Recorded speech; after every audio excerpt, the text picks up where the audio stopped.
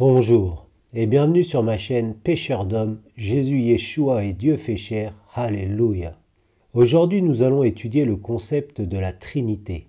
Je parle de concept car le mot Trinité, Shilouch en hébreu, n'est pas dans la Bible. Il s'agit d'un terme utilisé par Tertullien au second siècle après Jésus-Christ, Yeshua Mashiach, pour tenter de décrire de façon humaine la triunité de Dieu. Les juifs messianiques utilisent le terme Argut ha-Elohim, tandis que les juifs orthodoxes utilisent le terme Séphirot. Tous ces termes non bibliques sont utilisés par les humains pour tenter de décrire le concept juif biblique de pluralité au sein de l'unité, telle qu'elle est décrite dans les Saintes Écritures.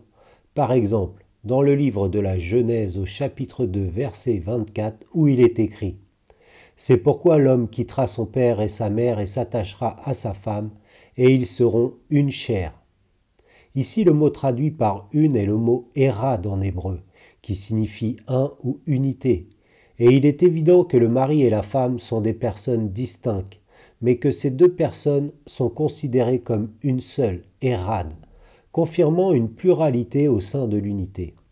Et cette pluralité au sein de l'unité sont des aspects si importants de l'identité de Dieu que celui-ci s'identifie ainsi aux Israélites. Lisons Deutéronome chapitre 6 verset 4 où il est écrit « Écoute Israël, Yahvé notre Dieu, Yahvé est un ». Ce verset du Deutéronome confirme une pluralité au sein de l'unité, car le singulier Yahvé, qui signifie il est, il était, il sera, est associé au mot Elohim, c'est-à-dire Dieu au pluriel, qui ne sont qu'un, Érad, Alléluia. Voyez ma vidéo sur le nom de Dieu. Si la doctrine de la Trinité est vraie, alors Dieu a toujours été un être trinitaire.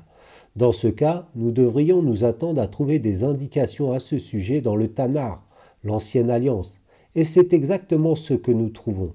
Alors, commençons notre étude, où un indice de la doctrine de la triunité se trouve dans les premiers versets de la Bible. Alors lisons le premier livre de la Torah, le livre de la Genèse, chapitre 1, versets 1 à 3, où il est écrit « Au commencement, Dieu, Aleph Tav, créa les cieux et la terre était désolation et vide, et il y avait des ténèbres sur la face de l'abîme.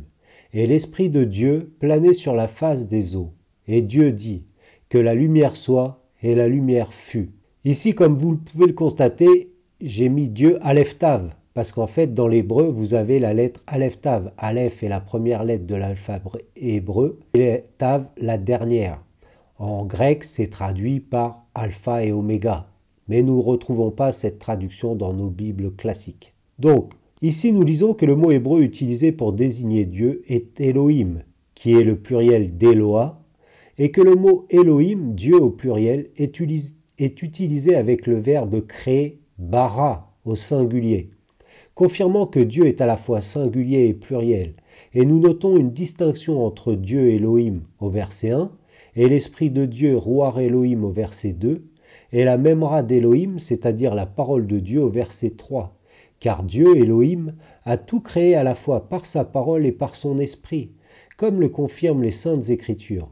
Alors lisons le livre des Psaumes, chapitre 33, versets 6 et 9, où il est écrit « Les cieux ont été faits par la parole de Yahvé, et toute leur armée par le souffle de sa bouche, car il parle et la chose existe. Alléluia. » Ici on lit que les cieux ont été créés par la parole de Dieu, Memra Elohim, car il parle et la chose existe. Alléluia. Et cela est confirmé dans la Berit Hadasha, la Nouvelle Alliance, où il est écrit que la parole de Dieu a tout créé. Alors lisons le livre de Jean, chapitre 1, versets 1 à 3, où il est écrit « Au commencement était la parole, et la parole était auprès de Dieu, et la parole était Dieu. Et elle était au commencement auprès de Dieu.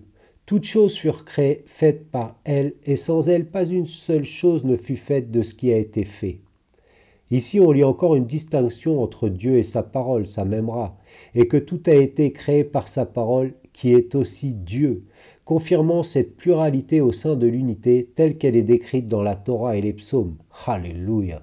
Continuons notre étude et lisons un autre passage de la Torah qui confirme la triunité de Dieu. Alors lisons le livre de la Genèse chapitre 1 versets 26 et 27 où il est écrit « Et Dieu dit, faisons l'homme à notre image, selon notre ressemblance. Et Dieu créa l'homme à son image, il le créa à l'image de Dieu, il les créa mâle et femelle. » Ici, nous lisons au verset 26 que Dieu parle à la première personne du pluriel en disant « Faisons l'homme à notre image ». Puis au verset 27, il est écrit que Dieu créa l'homme à son image, utilisant le singulier. Y a-t-il une contradiction? Alia, Dieu préserve.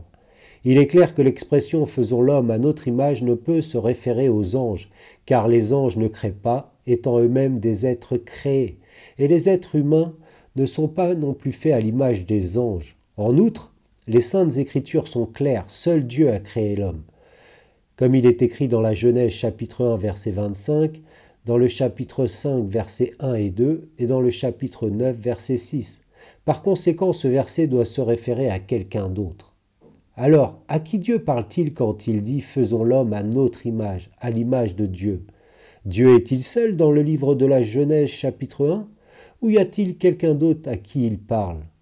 Dieu est un et rad, mais pas seul, car il est clair que Dieu s'adresse à travers sa parole, sa memra, à son esprit, ruach, à travers lequel il a créé l'homme, comme le prouvent les saintes écritures. Alors lisons le livre de Job, chapitre 33, verset 4, et le livre des psaumes, chapitre 104, verset 30, où il est écrit « L'Esprit de Dieu m'a créé, et le souffle du Tout-Puissant m'a donné la vie. Tu envoies ton esprit, ils sont créés, et tu renouvelles la face de la terre. » Alléluia. Ici, nous lisons que l'Esprit de Dieu a créé Job. Et il est important de noter qu'il n'est pas écrit Ruach Elohim, Esprit de Dieu au pluriel, comme dans la Genèse au chapitre 1, verset 2, mais Ruach El. Et El signifie Dieu en hébreu, mais dans le sens de puissance, confirmant une distinction entre Dieu et l'Esprit de Dieu, qui est pleinement Dieu, comme le confirme le psaume qui dit que Dieu envoie son esprit et ils sont créés. Alléluia. Continuons notre étude et découvrons qui est l'image de Dieu, puisque Dieu dit qu'il a créé l'homme à son image. Il doit donc prendre une forme humaine pour interagir avec l'humanité qu'il a créée à son image. Et c'est le cas, comme le confirme la Torah, dans le passage où Jacob lutte avec un homme qui est Dieu. Alors lisons le livre de la Genèse chapitre 32 versets 24 à 30 où il est écrit « Or Jacob étant resté seul, un homme lutta avec lui, jusqu'à ce que l'aube du jour fût levée. Et quand cet homme vit qu'il ne pouvait pas le vaincre, il toucha l'endroit de l'emboîture de sa hanche. Ainsi l'emboîture de l'os de la hanche de Jacob fut démise quand l'homme luttait avec lui.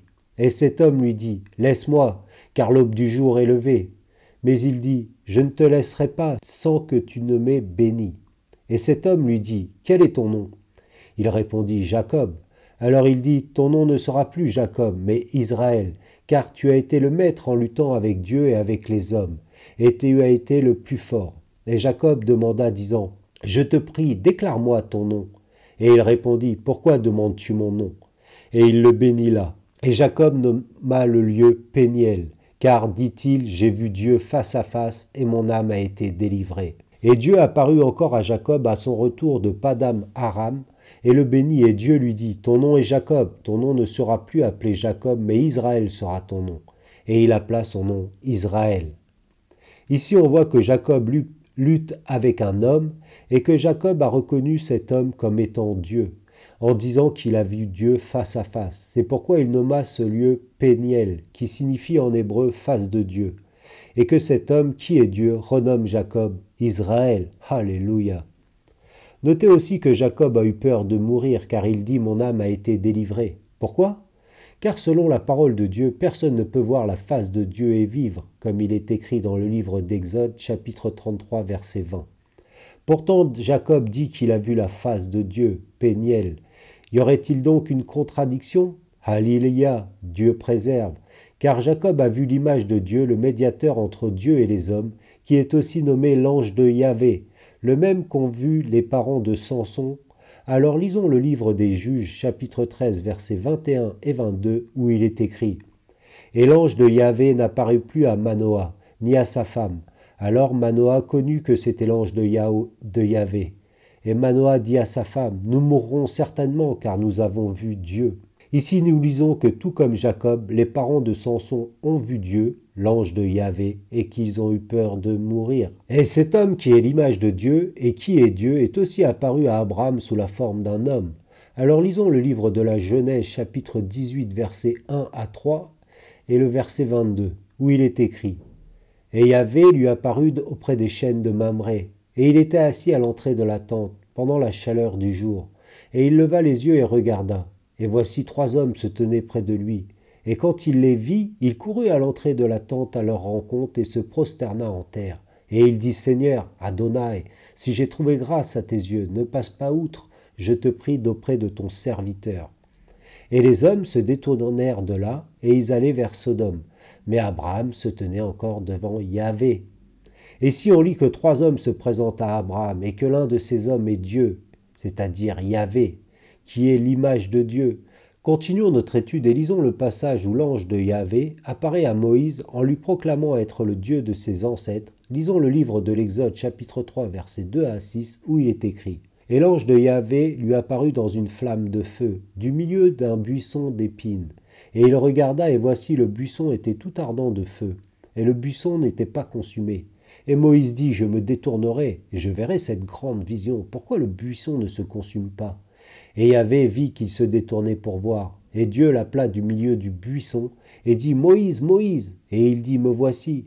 Et il dit, n'approche pas d'ici, ôte tes sandales de tes pieds, car le lieu sur lequel tu te tiens est une terre sainte. Et il dit, je suis le Dieu de ton père, le Dieu d'Abraham, le Dieu d'Isaac et le Dieu de Jacob. Et Moïse cacha son visage, car il craignait de regarder vers Dieu. Ici, l'ange de Yahvé s'identifie comme étant le Dieu des ancêtres de Moïse. Et cet ange dit qu'il est Yahvé. Et Moïse craint de le regarder, car tout comme Jacob et les parents de Samson, il a peur de mourir, car il a vu Dieu. Alléluia. Et ce n'est pas tout, car cet ange a le pouvoir de pardonner les péchés. Lisons le livre de l'Exode, chapitre 23, versets 20 et 21, où il est écrit « Voici, j'envoie un ange devant toi pour te garder dans le chemin et pour t'amener au lieu que j'ai préparé. Prends garde à toi à cause de sa présence et obéis à sa voix. Ne l'irrite pas, car il ne pardonnera pas tes transgressions, car mon nom est en lui. » Ici, on voit une distinction entre Dieu et l'ange. Et pourtant, on lit que non seulement cet ange a le pouvoir de pardonner les péchés, et comme nous le savons, seul Dieu peut pardonner les péchés, mais en outre, Dieu dit « Mon nom est en lui ». C'est pourquoi cet ange qui est Dieu s'appelle aussi Yahvé, comme il l'a révélé à Moïse du buisson ardent. Alléluia. Et nous lisons cette vérité dans le livre de la Genèse, où il y a une distinction entre Yahvé qui est au ciel et Yahvé qui est sur la terre. Car lors de la destruction des villes de Sodome et Gomorrhe, il est dit que Yahvé est simultanément sur la terre et au ciel. Alors lisons le livre de la Genèse chapitre 19 verset 24 où il est écrit « Et Yahvé fit pleuvoir des cieux sur Sodome et sur Gomorrhe du soufre et du feu de la part de Yahvé. » Ici, ce passage confirme sans l'ombre d'un doute qu'il y a 2 Yahvé. Un sur terre, celui qui, sous la forme d'un homme, a rendu visite à Abraham sous le chêne de Mamré, et l'autre Yahvé, qui est au ciel, et les 2 ne sont qu'un. Alléluia. Or, seul Dieu peut être simultanément au ciel et sur terre, comme le prouve Moïse, car Dieu demeure simultanément dans un tabernacle fait de peaux de bêtes sur terre, et dans sa demeure céleste. Lisez les références à ce sujet. Moïse était-il un polythéiste qui croyait en 2 dieux? Certainement pas. Alléluia, que Dieu préserve. Tout comme Salomon dit que Dieu habite simultanément dans le Saint des Saints du premier temple sur terre et dans sa demeure céleste. Lisez les références à ce sujet. Salomon était-il un polythéiste qui croyait en 2 dieux? Certainement pas. Alléluia, Dieu préserve. Donc selon Moïse et Salomon, Dieu demeure simultanément sur terre et au ciel. Et pourtant, il n'y a qu'un seul Dieu. Qui accuserait Moïse et Salomon de prêcher qu'il y a 2 dieux? Personne. Alléluia. Le fait que Dieu demeure sur terre dans un tabernacle fait de peaux de bêtes, et que plus tard Dieu demeure sur terre dans le temple construit par Salomon, tout en étant simultanément au ciel, tout en étant un seul Dieu, cela me rappelle les passages de l'évangile de Jean au chapitre 1, versets 1 et 14, et au chapitre 2, versets 19 à 21, et au chapitre 3, verset 13, où il est écrit « Au commencement était la parole, et la parole était auprès de Dieu, et la parole était Dieu. Donc et la parole devint chair, et demeura dans un tabernacle au milieu de nous. Jésus Yeshua répondit et leur dit, « Détruisez ce temple et en 3 jours je le relèverai. » Les Juifs lui dirent, « Il a fallu 46 ans pour bâtir ce temple, et toi, tu le relèveras en 3 jours ?» Mais lui parlait du temple et de son corps. Alléluia. Jésus Yeshua dit, « Et personne n'est monté au ciel, sinon celui qui est descendu du ciel, le Fils de l'homme qui est au ciel. » Donc ici nous lisons que la parole est Dieu et que cette parole s'est faite chair et qu'elle demeura parmi nous dans un tabernacle en peau humaine et que cette parole faite chair, Jésus Yeshua, déclare que son corps est le temple et qu'il est simultanément sur terre et au ciel sans cesser d'être un seul Dieu. Alléluia.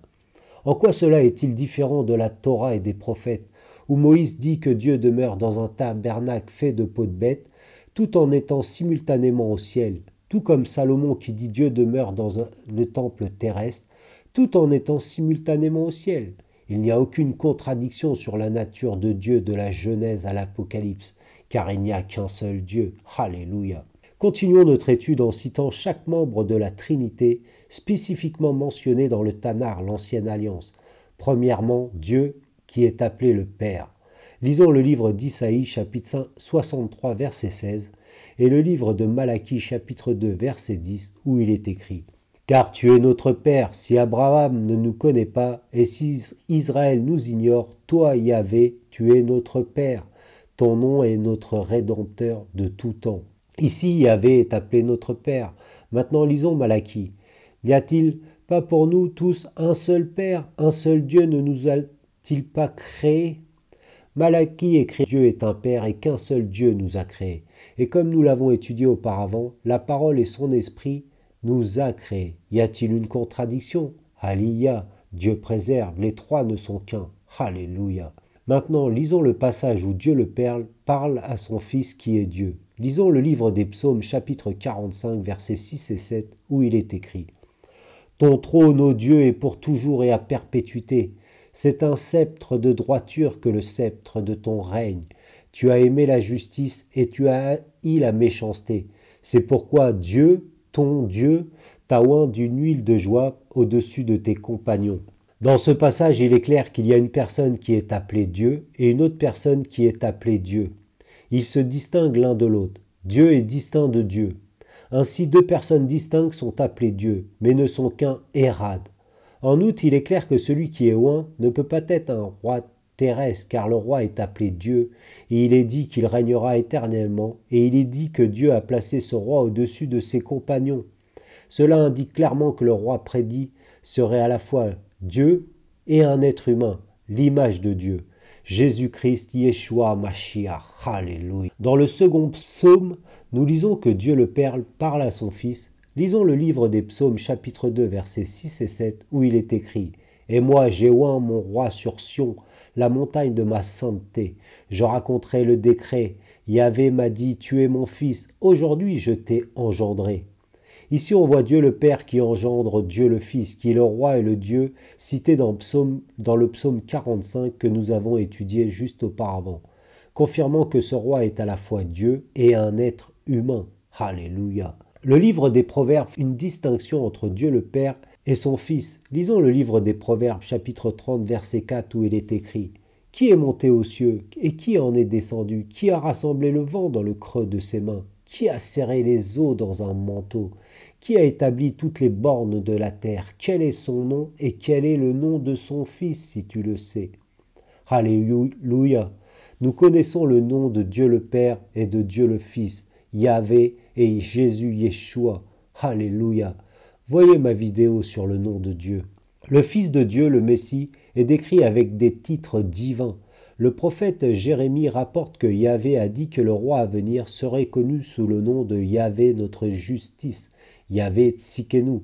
Lisons le livre de Jérémie, chapitre 23, versets 5 et 6, où il est écrit « Voici les jours viennent, dit Yahvé, et je susciterai à David un germe juste, et il régnera en roi, et prospérera, et exercera le jugement et la justice dans le pays.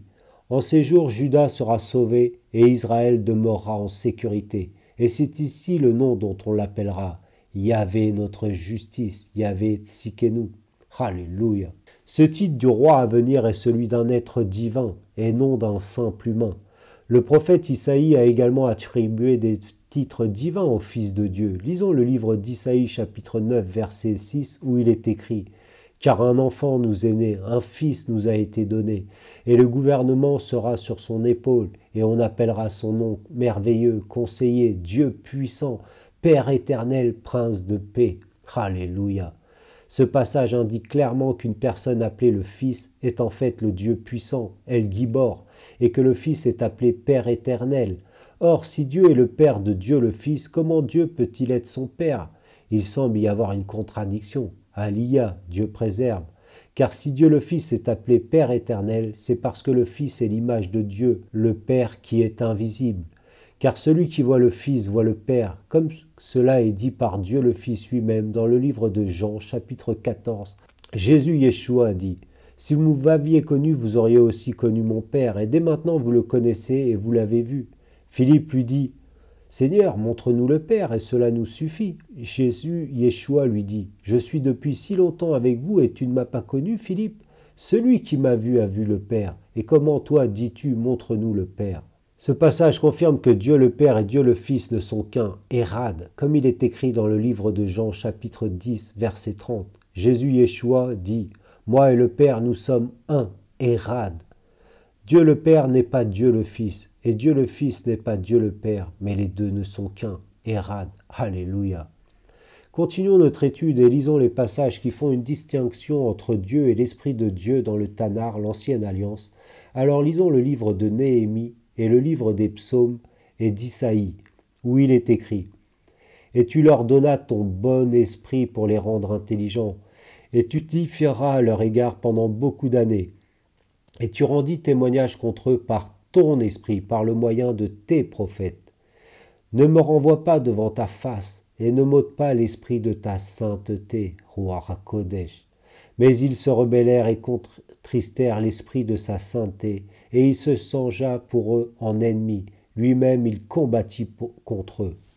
Ces passages confirment sans l'ombre d'un doute une distinction entre Dieu et son esprit.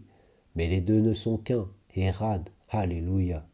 Continuons notre étude avec un passage dans le livre d'Isaïe où Dieu affirme directement sa triunité. Alors lisons le livre d'Isaïe chapitre 48 verset 16 où il est écrit « Approchez-vous de moi, écoutez ceci.